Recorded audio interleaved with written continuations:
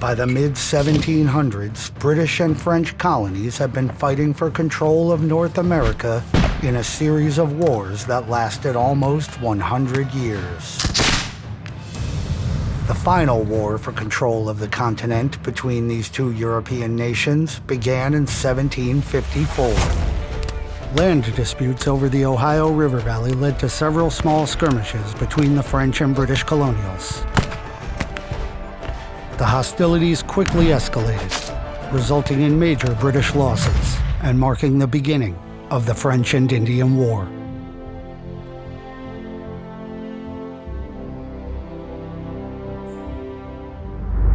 The following year, the British response for their losses was a multi-pronged attack on several French forts. Major General William Johnson, agent to the Iroquois Indians, was tasked with mounting the attack on Fort St. Frederick, a French fort at Crown Point on Lake Champlain, a strategic location in the New York frontier. You know, the corridor formed by the Hudson River, Lake Champlain, and the Richelieu River into the St. Lawrence, that's the most direct route between the French colonies in Canada and the English colonies in southern North America. With a few short portages, passage from New York City in the south all the way to Montreal in the north was possible. An army commanding these water routes could travel freely and control the continent. In the summer, William Johnson moved north from Albany along a newly cut road. With him were 1,500 provincials and his Mohawk allies. He stopped briefly about 50 miles north at the Great Carrying Place, the portage connecting the Hudson River and the lakes to the north. Here, construction of Fort Edward began. Captain Eyre has laid out a position of fortification here around Lydius's log house, which, if finished, would be very serviceable in case of a retreat. Johnson chose his route north toward Fort St. Frederick and moved onward. On the 28th of August, he arrived at the southern end of Lac du Saint-Sacrement, which he audaciously renamed. This lake called St. Sacrament by the French, I have called Lake George, not only in honor of His Majesty, but to ascertain his dominion here. Johnson put his men to work clearing the land and establishing a foothold in the region. I arrived here with about 1,500 men the 28th in the evening.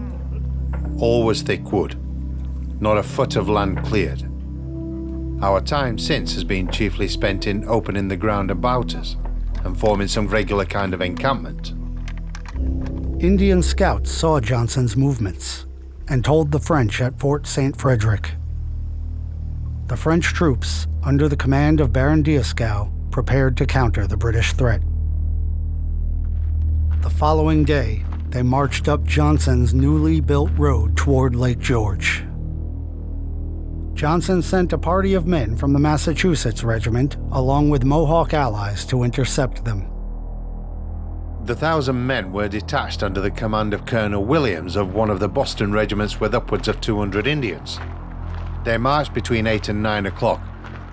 In about an hour and a half afterwards, we heard heavy firing and all the marks of a warm engagement. The colonials and Mohawk walked straight into an ambush. The French forces had formed a hook, hoping to engulf the whole of the English column in musket fire. Luckily for the British, the Canadians and Indians on the ridge fired prematurely, making the French regulars mostly ineffective in the ambush. A group of the British colonials and Mohawk covered the fleeing and wounded with a firing retreat. The French forces advanced in pursuit, but most were able to escape what has since been called the Bloody Morning Scout. When the troops at Lake George heard the repeated musket fire drawing closer, they quickly prepared for an attack. Johnson ordered boats brought up from the lake and wagons overturned to create an improvised breastwork for the encampment.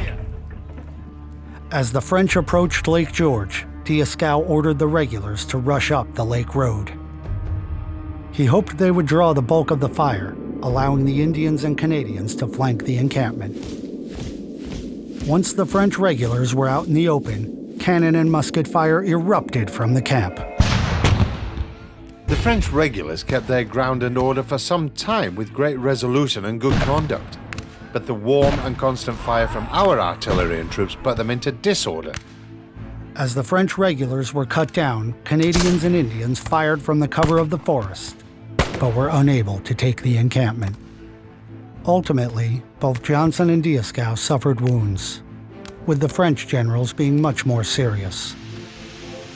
About 4 o'clock, our men and the Indians jumped over the breastwork, pursued the enemy in slaughtered numbers and took several prisoners, amongst whom is the Baron de Dieskau, the French general of all the regular forces. Seeing their commander fall, the Canadians and their Indian allies retreated. As they fled south down the military road, they were intercepted at the location where they had left their baggage for the morning ambush. The men at nearby Fort Edward had heard the sounds and seen the smoke from the previous 2 skirmishes. The New Hampshire and New York provincial regiments were sent out to reinforce the troops at Lake George and decimated the retreating French. They killed between 200 and 300 men and rolled their bodies into a nearby pond, staining the waters red and giving the pond its current name of Bloody Pond. By conventional accounts, the British colonials had achieved victory at the Battle of Lake George. They held their encampment and captured the enemy commander. The Battle of Lake George was really the first time that you'll see an army of provincial forces actually defeat a well-trained, well-disciplined European fighting force. And it is these same young men that will later become prominent officers and such during the American Revolution. But this will be their first time they're really tested. The cost of victory, however, was great. Both sides lost several hundred men. I sent a party to bury our dead this afternoon. It being a running scattered engagement, we can neither find all our dead nor give an exact account. Johnson's men were wounded and weary from the battle. Rather than pursue the French or continue with the expedition against Crown Point, they chose to better fortify the position at Lake George.